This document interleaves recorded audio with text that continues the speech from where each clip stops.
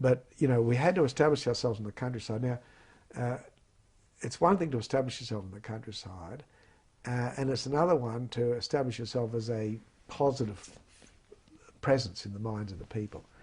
The electoral registration people were a key part of that positive presence. But there are many other dimensions. I'd asked the UN for a budget for what I call civic action. You know, this is hearts and minds work.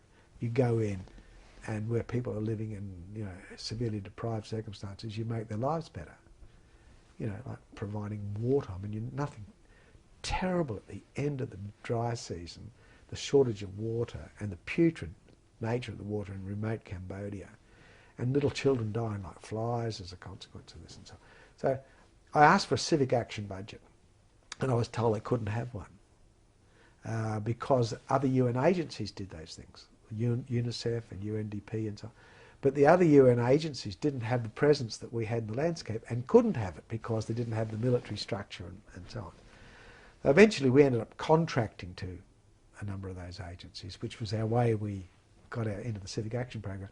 But a number of the individual contingents were given civic action budgets by their own countries, which enabled them to do it.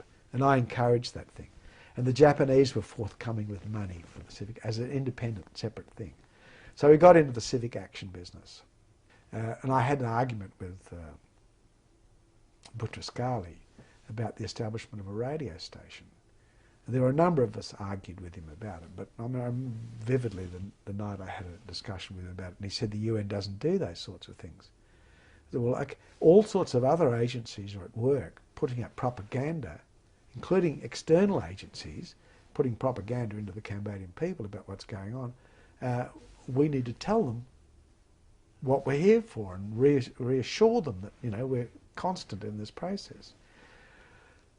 David Hill, who was running the ABC, came up at the time with a proposal to put in a radio station in order for us to do this.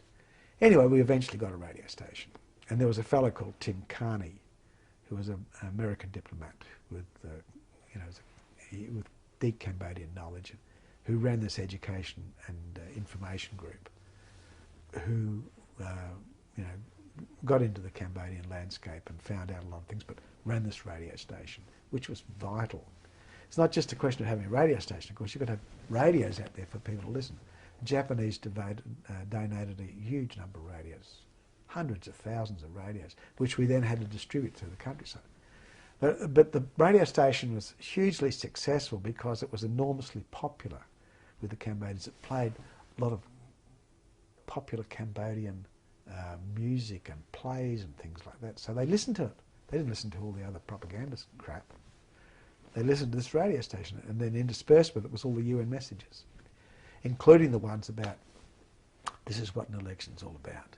This is why you should be part of it. This is how you can control the destiny of your own nation. This is what you do if people come and try and take your electoral card away. And this is how you play the game. If they threaten you with death, if you don't vote for them, you say, I'm going to vote for you, but you don't actually have to.